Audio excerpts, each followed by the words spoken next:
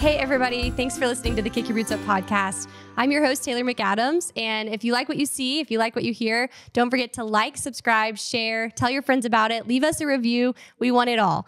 And without further ado, we've got to jump into this week's guest. And truly, I feel like you don't need an introduction. I definitely do. But yes, tell them who I am, Taylor. I would love to tell them who you are because I don't even know where to begin other than the 2023 Announcer of the Year.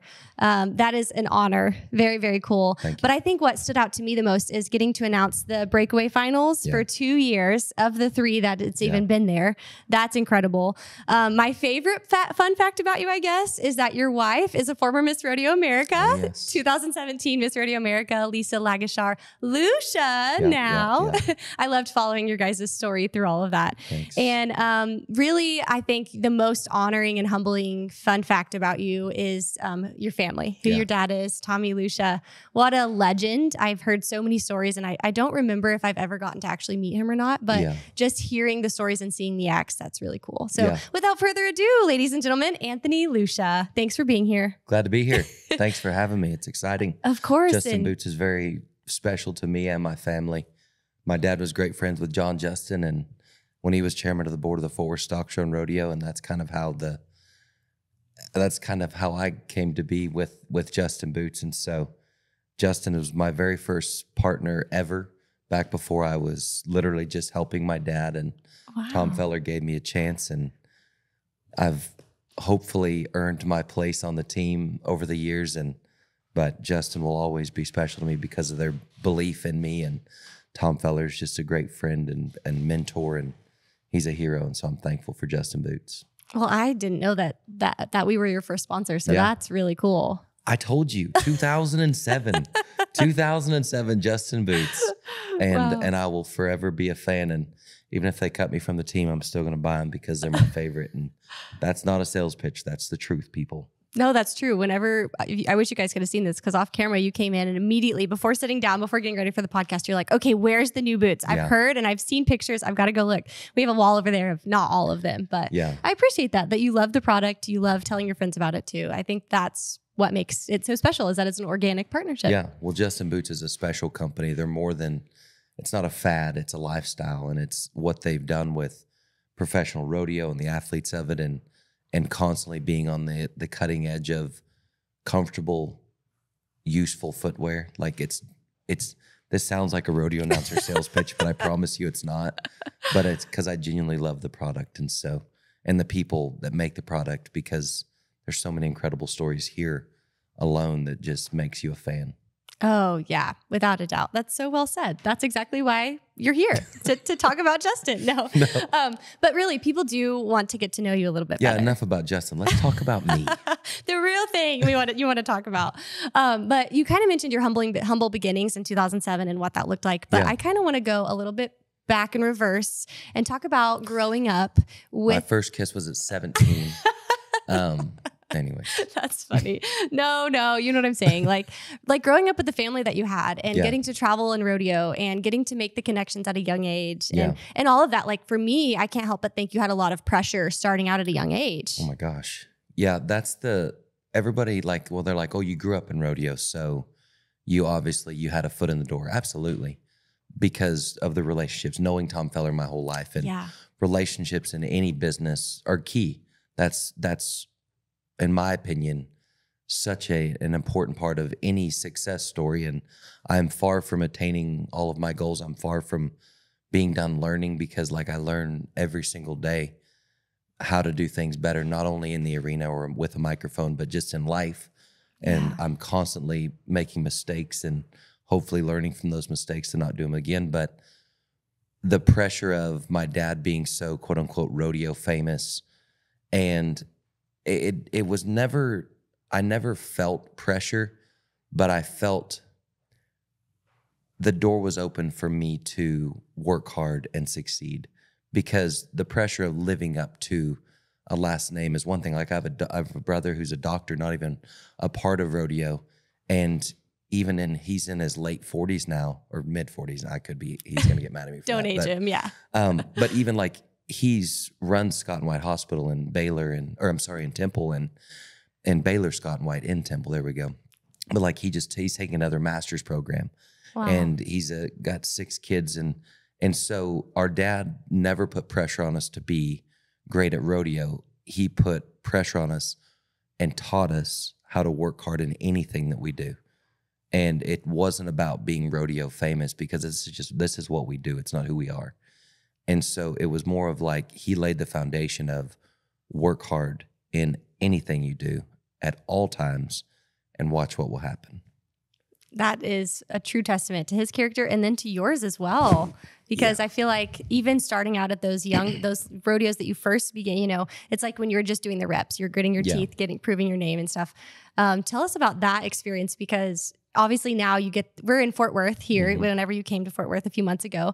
But now we are getting to see you on big stages, large arenas, indoor, outdoor, all of it. So talk about like the rodeos that first got your start. Oh, the evolution of my career, and not to bounce away from your question, but the evolution of my career from trick roping at the National Finals Rodeo, when like my dad had acts, obviously Whiplash, the Cowboy Monkey, he clowned, he was a barrel man before that. And so the entertainment side has always been where I've loved. And I team roped quite a bit professionally. And what I learned was, I learned a respect for the competitors who devote their lives to being great at rodeo. That's a good point. That I didn't want to do that. Yeah. I didn't have the mental mindset of dealing with the extreme lows that actual rodeo athletes go through. And then the extreme highs, it goes from A to B, or A to Z rather, so quickly. And I didn't have the mental wherewithal to stay hooked in the lowest moments and know that I could still come out of that and be great. Wow. And through rodeo competing, it taught me a deeper love for the athletes of professional rodeo. And that has evolved into my announcing now, where it is such an honor for me to make stars out of those athletes, because I know what they've been through. I've seen how much money they invest and what they go through just traveling from one place to another for an entire season, trying to attain and reach a goal and provide for their families, all while doing that. And the evolution of my career is from trick roping into a lot of television for CBS and the PBR and Ride TV and all those sorts of things, and all while announcing a little bit. 2010, I guess, is when I started really announcing. And that was at the behest of my dad. He was really encouraged me to announce. Wow. And it was one of those things where at that time I'm like, no, I'm going to trick rope, and then I'm going to team rope. I'm going to make the NFR in the team roping. You don't know what you're talking about, old man. Yeah. Kind of a deal. Right. And then as my life progressed, God really started to put on my heart, like, this is where you need to be. Like, this is where you need to be, is being the voice of all the athletes, being the voice of all the animals, and telling their stories and educating and entertaining the fans. And like, the way that God has designed my life is humbling to think about, because what he's taught me through everything that I've been able to do in the rodeo arena, it all transfers into how I announce now. And the entertainment, somebody with the Cowboy Channel the other day, they were like, you're more than an announcer, you're an entertainer. And I'm like, well, that's where my heart started. And that's where my passion started, was performing for fans and emitting a reaction by something I was doing. And now I'm able to emit a reaction and a feeling and an emotion by things that I say. And so it all has worked in, and I'm just grateful to be able to make a living doing something that I genuinely love with rodeo. And I can't talk enough of how much I love and respect the sport of rodeo and the people and the animals of it. That is so well said. And there's a few things that I have questions about there, but one thing that really stood out to me is that you are using your gift, that you realize, okay, yeah, team roping is fun and entertaining is fun, but really getting to use your voice, I think, goes a long way. And even us talking off the camera, talking about how you do have to be an advocate for the animals, an advocate for the cowboys. I love that. So kind of touch on that just a little bit more on, like, what does it feel like to you whenever you have that adrenaline at the rodeo and you have fans with just listening to you? I mean, there's dead time in the arena when your bosses, let's say, they say, okay, you got to sell, you got to do something. What does that feel like to you to have that opportunity and that pressure and the availability in the space to do that? Our bosses don't really do that during the show, just because when we're hired, they hire us for a reason. Of course. You know, here in Fort Worth, They've, Bob Tallman's announced this rodeo 48 years, the footwear stock show and rodeo. Yes. He's a living legend. He's one of my best friends and mentors and heroes. And then Garrett Yergin, who's 2-time PRC announcer of the year, in 21 and 22. He's been calling the show, which is like basically the show producer the last 2 years. He started here packing feed sacks and on the feed crew. I remember those days. Opening the gates and all of that. Yeah, he's a fellow Okie. Okie. And so that when they put us into those roles, they put us there because they trust us. And they prepare us, obviously, with meetings and rehearsals and things like that. But when we have the opportunity for that 2.5 hours or 2 hours and 45 minutes to showcase what is, in my opinion, the greatest story ever told, and that's rodeo, it is like I walk off the announcer stand on such a high, just because I don't know what's a good example to compare it to. But for me, as a fan of rodeo, and now to be able to be a part of rodeo in the announcer, I guess you could say, position, and then to do it at major rodeos like the Fort Worth Stock Show and Rodeo, San Antonio, the Pendleton Roundup, and it's just like, it's kind of baffling and it's extremely humbling to know of all of the great announcers that have come before us and paved the way. And then now, like, younger guys like Garrett and myself can really put our spin on it. And it's a new perspective. And I think that's the neatest thing is we're bringing our own personalities and our own view of what we see as rodeo. And it's been thankfully very well received by the fans. And that's always, it's always fulfilling and rewarding whenever the fans are enjoying it as much as we are. Oh, without a doubt. And I think one thing that's really cool is, like, you've touched a lot on how Bob Tallman is your mentor and how there's, you guys are the young guys. But even then, there's guys out there right now that want to be in your exact seat. They want to be announcing Fort Worth, and they're maybe getting to start doing their bull riding practices even. Exactly. So what advice would you not only give to them, but also to, like, your younger self who was hungry and trying to make it? I would say don't rush the process, because it is a process. Like, literally everything that I've done, whether it was cleaning stalls or helping my dad and working in the arena and being around people and learning how to treat people. My dad taught me at a very young age, you treat the guy sweeping the floor the same as the guy who owns the building. Yes. And at that time, I didn't really understand. Like, you're a little kid, you're like, well, why are we bringing sandwiches for the cleaning crew? But now I look back and I'm like, oh my gosh, how special is that? Like that my dad was that kind of an example to me.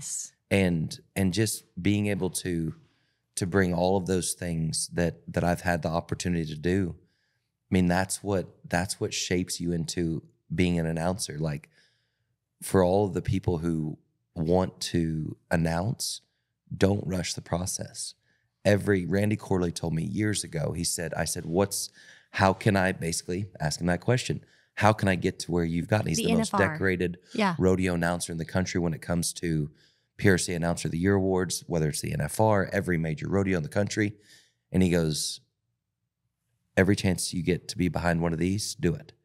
Whether it's hosting a graduation, whether it's, announcing, like you said, the bull riding practice. My team roping partners used to hate me because when we would be traveling late at night from rodeo to rodeo, I would put on rodeo-esque music in the truck and just announce. And one of my best friends, Seth Jones, when I won Announcer of the Year, he made a post. He's like, from all those nights where you kept me up when I was trying to sleep and you were announcing the NFR in the truck, he's like, it's paid off.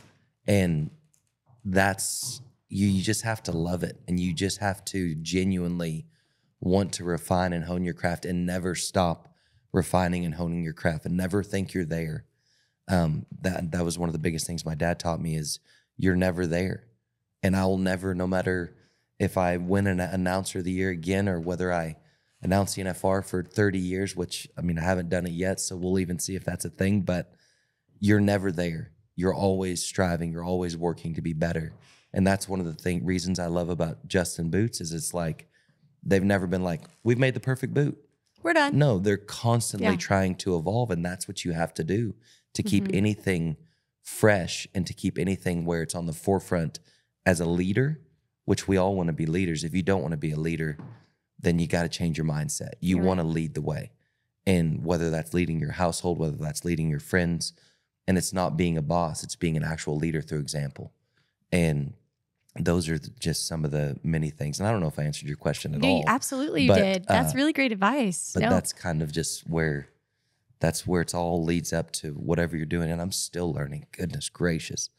Last night, just every night I learned so much. Every time I get behind a mic, learned that I need to be better. Be better, do more, study harder, all of it. Not do more. Sometimes it's about doing less. Ooh, that's sometimes less is more. Taylor. I'm trying to learn that one, actually. I talked about that in therapy. Not clothes. More clothes is fine. You hear that, Lisa? No, that's really cool. And I love that you said that too, because we always learned in rodeo, and especially like high school rodeo, things like that. Like the gate man is going to be your new best friend, because they're just happy to be there volunteering. Mm-hmm. They don't get paid. They have no reason to be there. And you just get some kind of energy off of them. Yeah. And that's just like something that I like to hone into. But I did pick up on one thing too, the amount of respect that you have, that you've said you have, and that you also have proven that you have for the sport and for the athletes and all of it. I kind of want to get back to your trick roping, because you have that respect because you've been there, you've experienced all sides of it. Can you still trick rope today? Oh yeah, I can. I'm going to be honest. So the other day at Fort Worth, because there's a lot of sentimental stuff. Like I performed at Fort Worth in 2010 and 2011. So I've done 66 performances there trick roping, and changed my act up the second year from the first year, and just to make it fresh, and involved a horse and did a bunch of different stuff. And so we were going to go to Cook's Children's to visit the kids, and I had my wife bring my rope can, which I haven't opened in probably a few years. And anyways, I wasn't able to go to Cook's because we had rehearsals or whatever. Aww. But my rope can was in my truck because my wife left it in there, and nobody was in the parking lot the other day. So I put on my old trick roping music on my phone, and I had about a 30-minute trick roping session. Not going to lie, still got it. I'm just kidding. I can't jump quite as high as I used to, but I could get through the rope. And so I don't know. It was just fun. And trick roping, I've always, from the time I was young, like if I had a lead rope in my hand of a horse, I was doing something with it. Twirling it. And then that evolved into trick roping. And trick roping was the same thing, where you just have to constantly work at it, practice it. And the reason, and it kind of blew my mind, because it's timing and it's like it's feel. And I haven't trick roped with a trick rope in probably 3 years, but it just came back to me because of the repetitions, because of how hard I worked at it for the better part of my life. And I got to go to the NFR and trick rope for 4 years, 10, 11, and 12, 10, 11, 12, 13. I'm bad at math. So from 2010 to 13, and then I basically changed my brand and went into broadcasting and announcing. And but it all came back to me because of the work. And that's the same thing that goes with announcing. You will pick up on nuances that you did when I used to haul my speaker and my computer to the local team roping jackpots. Wow. And I would rope in the first roping, and then I would go up and announce the second roping free of charge. Just let me do it. Just get me reps. And all of that still now goes into what I'm doing now on some of the greatest and grandest stages of professional rodeo. That is so relatable. Even just like roping the dummy. I haven't roped a dummy in years, and I just did it not long ago. You should rope a Smarty. Dummies aren't very good, but always rope a Smarty.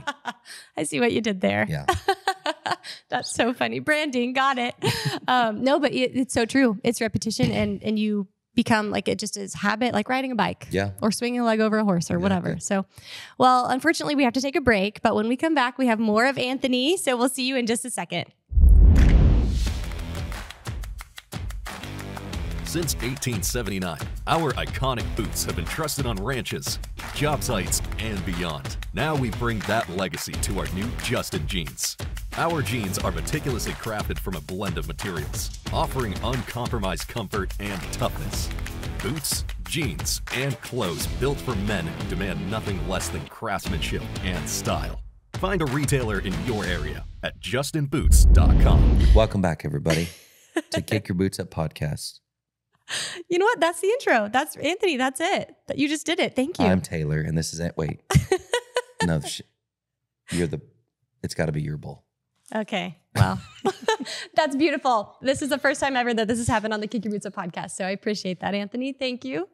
And before we left off, we started getting a little bit into your announcing career, but not so much. So now I really want to deep dive. For those of you that have left, you're missing out. That's right.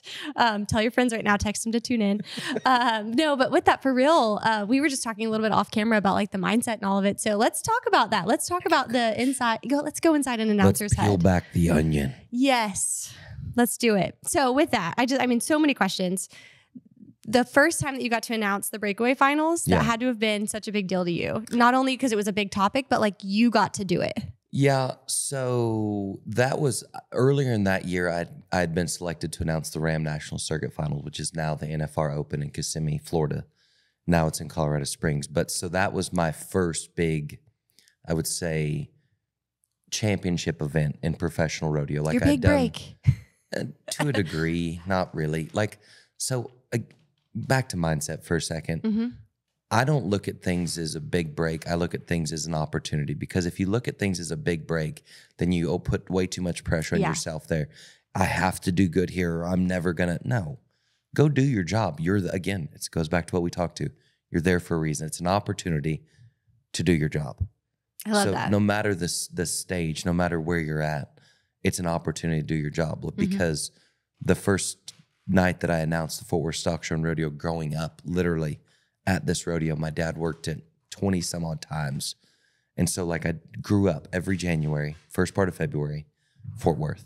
So the amount of nerves and then jitters that I felt walking up to the announcer stand was and could have been overwhelming. Yeah. But then when I got up there, I know what to do. This is my job.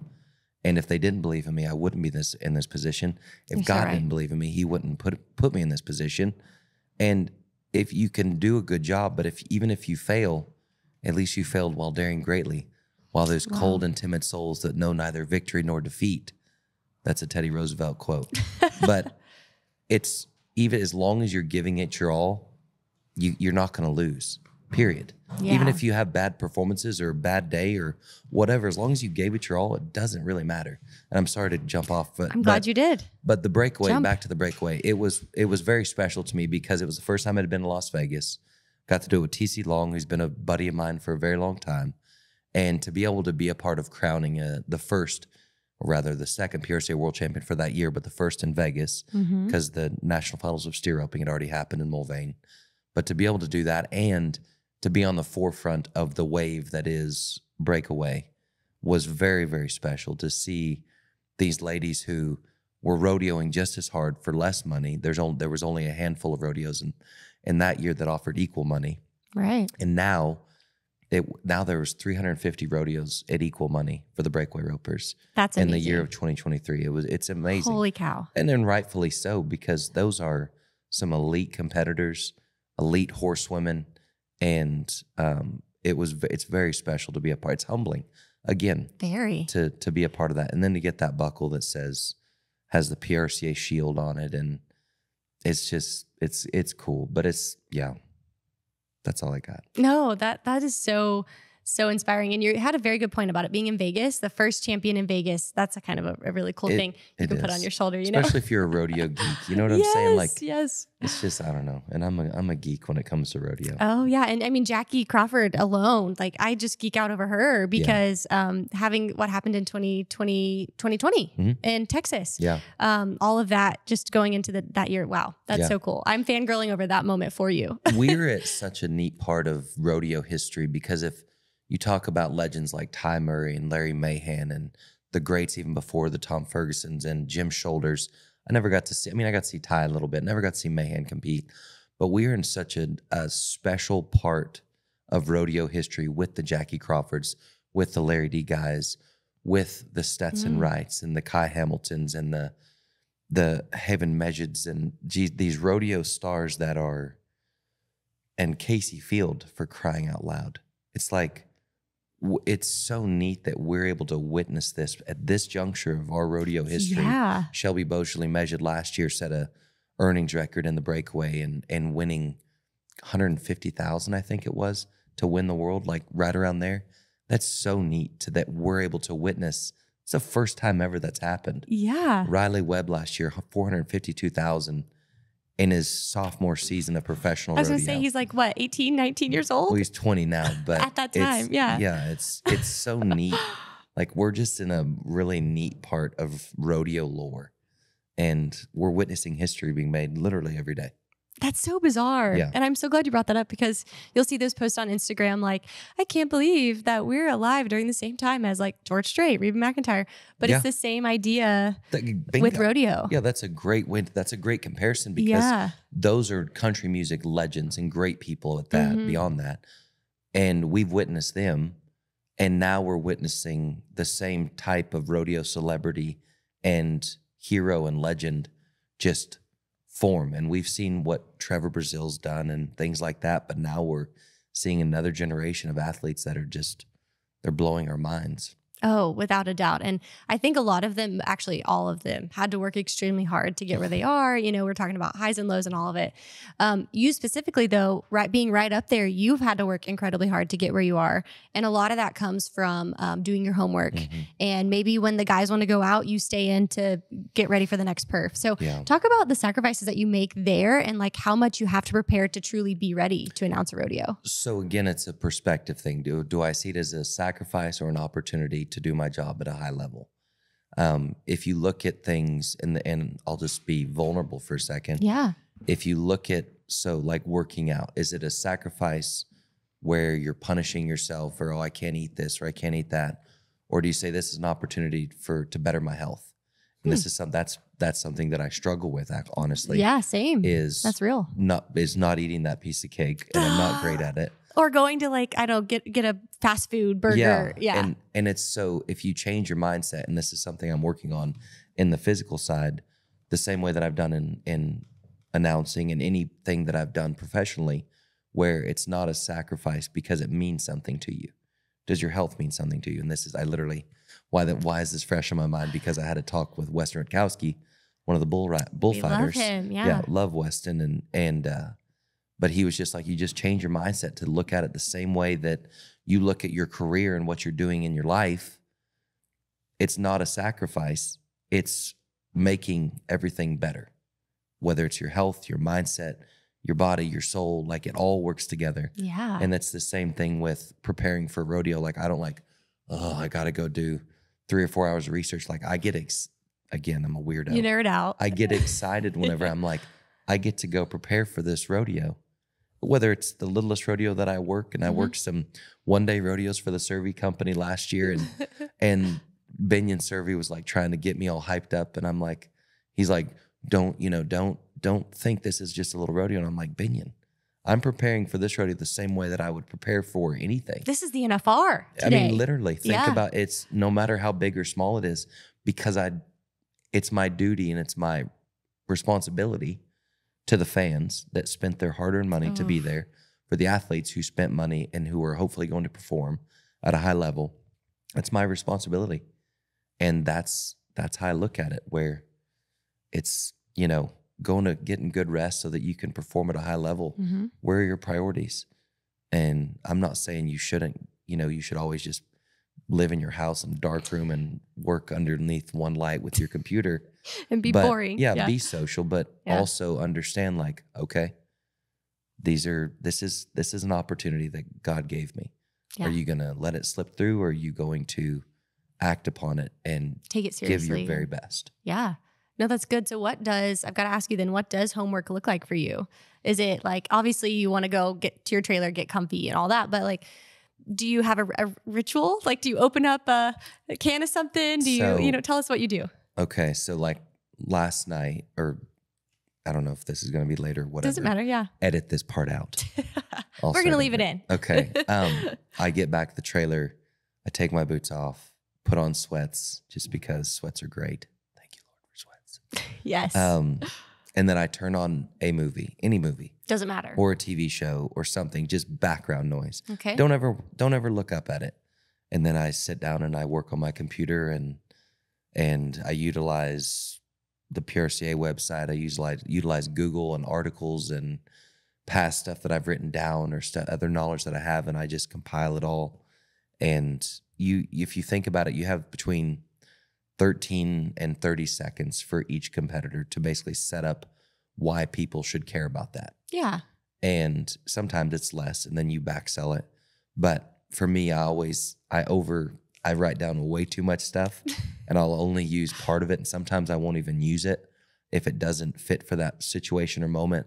When I started, because I would spend so much time doing research, I would feel like I would have to get through all of these stats that I had written down because I'm like, by golly, I worked so hard to get this. I'm going to use it. Now, as I've evolved and I've matured in my job, I only use it if needed or if it helps me tell the story about that person. And wow. So that's my ritual. And then I stayed up till 2 a.m. last night because I wanted to get it knocked out and because I didn't want to feel rushed today. And which I appreciate, by the way, because now you have time for this. Yeah. And pre-rodeo naps, they are the key to success. I love pre-rodeo naps. You wake up, you brush your teeth, you drink a bottle of water, and you feel like you're ready to do anything. A marathon. In the middle of the day. So kids, when your parents tell you to take a nap, do it. Yeah, I mean, there's probably some science behind that. Your brain needs it to recharge. Math, oh, yeah. History. All of it. English. Do it all. Oh my gosh. I love your perspective on that note, though, for real, because it's so true. And not a lot of people take it seriously. I feel like announcers probably take preparation the most. And everybody's got their own style, and it is what it is. And there's guys that don't, and there's guys that do, and it's to each his own. But for me, that's what works for me. No, and you're right. It's proving that it works. And speaking of working and your process and making it all work, I don't want to name drop rodeos because all rodeos are the same and we treat them all the same. But what is your favorite type of rodeo to work? Would you rather work indoor, outdoor? Because I know like you get a little bit more freedom at some places to be on horseback versus not. So talk about all of that. So I love announcing rodeos from my horse. I have a horse named Walter. He's great. I call him, his nickname's Walty Poo. Does Lisa ever get to run barrels on him? Does that ever? I could outrun him. He is built for standing, not built for speed. Oh. And much like me. Let alone team roping, so that's out too. No, he's a ranch horse and he's just good. Like you can rope bulls on him and do whatever. He hates bulls and he's terrified of bulls. We're working through that, Walter. Just trust me. Stick with me. But every rodeo in this, and I don't want this to be a, no offense, rodeo queen answer where you're like, I love all things. World peace. Yeah. But I'm not knocking any rodeo queens either. So let's stop with that. He knows I'm a former. My wife's a former. That's right. You get it. If anything, you're appreciating it. And I'll almost say that, just to backtrack a little bit, I'll almost say that in a respect way because you learn when you're in public speaking and you have to deal with the public a lot to dictate the narrative. Right. And anyways, but rodeos for me, they all have something special about them. Whether it's the quote unquote smallest rodeo that I worked, whether that's the prize money or the size of the town, or whether it's Fort Worth or San Antonio or the American, where there's 40,000 people. Yeah. They all have something special about them. But at the end of the day, the core thing to everything I do is rodeo. And as long as there's bucking horses and bulls and roping and riding, and the fans are able to enjoy that show, that's honestly that's what gives me joy, is people finding joy in something that I love. And that's rodeo. Wow. That's so good. That's solid. And I hate that we're almost out of time, and I haven't even asked you this. We've not even started. Part two coming up. We have so much to talk about. Really, we might have to get you back on later on in the year because there's so many things to talk about. But one thing that is like big on my mind, I'm a newlywed. And so I can't help but ask. Congratulations. Thank you. It's been a while. But anyways, I loved you and Lisa's story like throughout. A lot of people in the rodeo queen world, you're not supposed to have boyfriends, all that stuff. And it's like the cousin, all that stuff. We all know it. We all have done it. But like the cousin. Yeah, like have you ever heard of the rodeo cousin? Like, it's my cousin. No, I've not. I don't know what's happening right now. Well, all right. I am not married. Did you marry your cousin? I'm about to school you. No, absolutely you marry your not. Cousin? No. I mean, she's from Oklahoma. Tell me more. That is not Arkansas. What?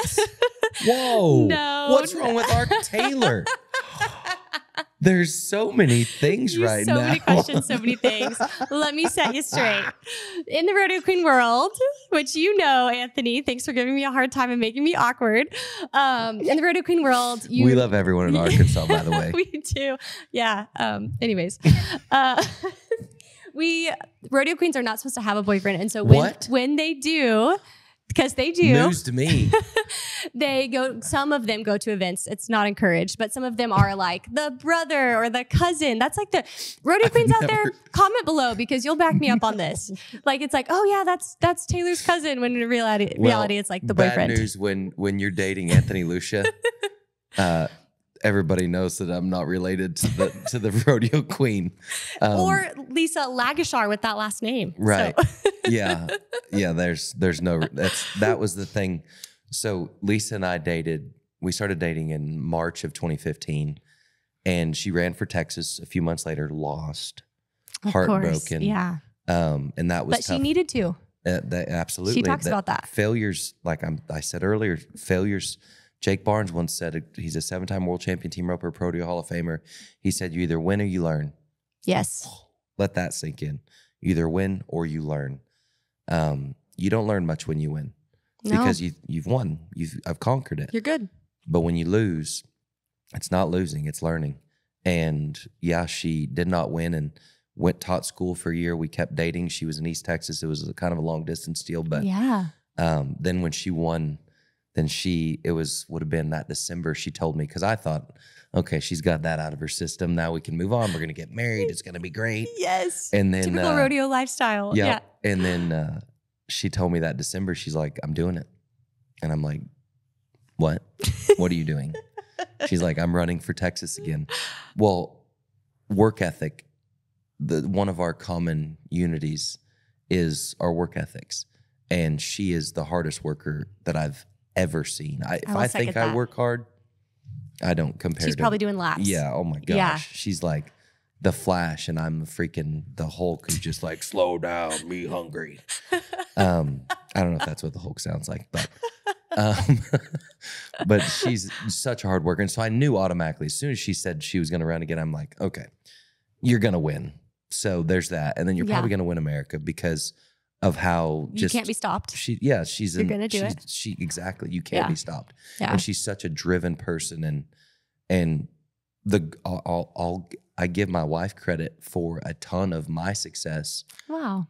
For one, marriage matured me so much, but just watching her prepare and work and understanding there's another level beyond of what I thought was sufficient in a sense. And that's honestly 2017 till now. If you look at my career, and God obviously designed it all, but Lisa, if you just watch my career, from 2017, wow, it's been unbelievable, and I attribute that a lot to the inspiration of Lisa. Aww, and Lisa. Anyways. But just watching her do it and how when she dives into something, by golly, she's going to be the best at it. Yeah. And it's incredible to watch. And she's been an incredible ambassador of the sport of rodeo, and now listening to her coach queens and of course giving back and mentor them and help them achieve their goals. It's still every day is like, holy cow, I got to keep going. I got to be better. I got to keep up. Yeah. And it's awesome. And so that's so good. But back to your cousin uncle thing. Thank you for recovering, by the way. You really totally saved me there. We're never going to recover. Any rodeo queen is happy to comment below, even though they won't because they can't. But well, so when we dated, like, other than a few appearances that she had at rodeos that I was announcing or something like that. That your schedules actually aligned. Yeah. I respect, and it was a tough thing for me. Right. Because we had been dating for 2 years. Before. And then I was basically told that I needed to be out of the picture. Oh. Okay. And I understand a little bit of it. And again, you just have to respect the process and respect the system. And if they're your boss. And so, that organization, you're basically an employee, even though you are the queen. You're not really the queen because you're working for someone. Yes. And it's not all sunshine and rainbows, But I have a deep respect for anybody who's a rodeo queen because I know how much work y'all put into it. Of course. And especially to do like what you done to win a state and then to do as well as you did in Miss Rodeo America, like that, there's a lot that goes into that more than just knowledge. I mean, so much. But you did it. It was a learning curve for me because I'm like, wait a second, that's my girlfriend, but she's not supposed to be my girlfriend or. She's your cousin now. No, that was never brought up. Still not a thing. Even I'm trying to make it 10 work. minutes later, not a thing. But I respected it. And it took me a second to embrace and just understand that like, okay, this isn't about me. This is about Lisa and this is her job. And I mean, I'm not going to compare it to somebody going off to war, but because it's not like that. But it's, you know, it's one of those things where you just have to understand it and know that. And again, it matured me going, okay, we're going to be spending a lot of time away from each other. And she's technically not supposed to have a boyfriend, but I know that she's my girlfriend. She knows that I'm her boyfriend. You're solid. And you're good. Yeah. And that builds a lot of trust in a relationship. And that now is so beneficial with me being gone as much. And it creates a foundation of trust. And again, I'm thankful for it all. That's the thing is everybody goes through stuff in life that you think is the end, is going to end you, is going to break you, it's going to ruin you. Mm-hmm. It's not. It's teaching you something and it's helping you grow as a human and grow in your strength mentally, physically, spiritually, all of it. And without us going through all of that, and it wasn't even that hard, but without us going through all that, we wouldn't be as strong as a couple as we are now as a married couple. Yeah. And in this day and age, young marriages it's tough. I'll be honest. It's very tough. Because you have access to everything. Yeah. It's just, especially like being in the limelight and things like that. But with God as your center point. Yeah. And it's not about you, it's about your wife. Them. And vice versa. Yeah. Then you can conquer all things. I couldn't agree more. Yeah. That was cousin or no cousin. So well said. Thank you for that. Yeah. I'm never going to let her live this down. Lisa will back me up. When you go back and talk to her, she'll be like, oh yeah. Some Taylor, people. Stop defending this silliness. That is that what you, we're done with this. No. Can we move off this? Ask me the next question. Actually, yes. I'm so shook right now. I am shook. I am shook. Sorry to shake you. That's hard to do, I'm sure.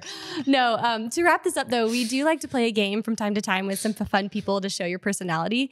And so I kind of have a game set up for you. That's good because y'all haven't seen any of it this whole time. I know. There's so much more. That's why I'm saying like we've got to catch up later on in the year. Okay, but as a rodeo announcer, and you guys kind of have like a stigmatism too of like talking, you guys run the show, you know, all this. So I wanted to give you an opportunity. Astigmatism is an eyesight thing, right? I guess a stigma. Because I have to wear contacts. Do I have astigmatism? What's the other one? A stigma. That's what I meant to say. Who's playing the game now, Taylor? This is my podcast. Welcome to Kicking Up the Boots. Kicking your boots up. Kicking boots with Justins. This is amazing. Wow. Talk about humility. Yes, it all happens to all of us. No, a stigma in rodeo. You guys say a lot, right? You're the talkers, you run the show, stuff like that. Well, specifically, we talk about rodeo. Did that one the other night. You're welcome. Forgot the S. No big deal. And Bob Tallman didn't call you out on it? Well, I announced with Garrett, and Garrett did call me out on it. Okay. So, dang. You can always expect friends will do that for you. They humble you. They really do. Okay, so moving on. This game that we have is technical difficulty. I'm excited for the game. I love that so much.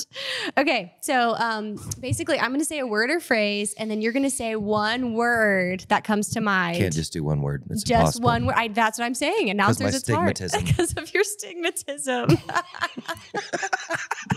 Okay, you guys. All right, one word. Let's go. We're having too much fun with this. The first word is rodeo. Wait. So you're saying one word, a word or and a then phrase, I'm saying and one you word? say one word. What's the word relate to? You got to tell me. I'm going to say the word, and then you say what comes to mind. Like I say the word rodeo, what comes to mind? And I say what comes to mind? Yeah. Like what one would, like think of a word that comes go. So like rodeo. What comes to mind? Did I win? I'm just following your instructions. Oh my gosh. This is amazing. I'm like a literal, wow. Anthony, this is, okay, I'm going to move on to the next word. How about that? Can I do this? Is this okay? Make yourself comfy. Show off the Justin boots. All right, yeah. Okay, so I'm going to say a word. Okay. And you're going to say the first thing that comes to mind. A word. I'll give you 2 words if you want, but really just one. I could keep going with because then I could say the first thing that comes to mind. Exactly, but don't. Okay, the word is microphone. Talking. Good. Lisa. Lucia. Team roping. Fun. Okay. Ice cream. Yummy. Dessert. Sprinkles. Wait, that's ice cream again. Dessert. Cake. The final one. Steak. Medium rare. That's 2 words. That's 2 words, but there's only one way to eat your steaks, people. Medium rare. Stop doing the other. I'll second that. I completely agree. Anthony, this has been so fun. Thank you. I'm glad you've had fun. Yeah, I'm glad you haven't. But thank you for keeping me humble and moving this right along. You're doing such a good job. I'm going to give you credit. You were doing such a good job. If I didn't have astigmatism in my eye, maybe we could get through this. Well, there's an optometrist. Oh, man. You can go check out for that. No, you're doing a great job. Thanks for doing this. Thank you, Anthony. Thanks for helping Justin Boots get to a new viewership, and I'm thankful for what y'all are doing. And I mean that. We've been kidding around a lot. Too, but this is the time of the show where I stop being silly and I tell you, thank you for doing a great job. Well, I want to say the same even thing though to you're you. from Oklahoma.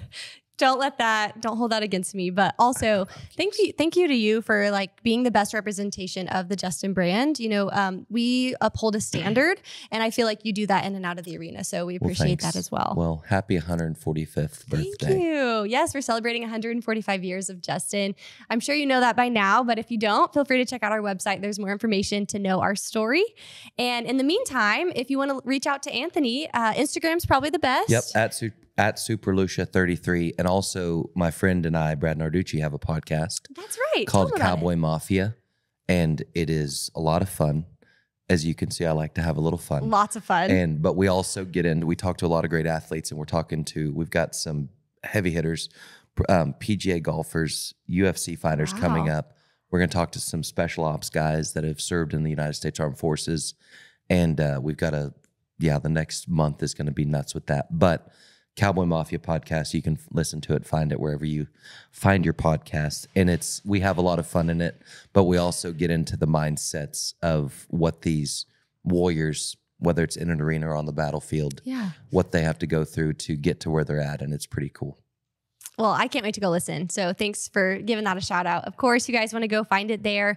If you liked what you saw here, though, as always, like, subscribe, comment below. Of course, we want you to leave us a review. And if you have any questions for Anthony, like I said, you can reach out to him or you can comment below on this episode. Thanks for listening to the Kick Your Boots Up podcast. Thanks for joining us on Kick Your Boots Up. I'm your host, Taylor McAdams, and we can't wait to share the next story of the West. Until then, feel free to like, subscribe, and leave us a review. Follow us on social media at Justin Boots to keep up with our next episode. And we'll see you the next time you kick your boots up.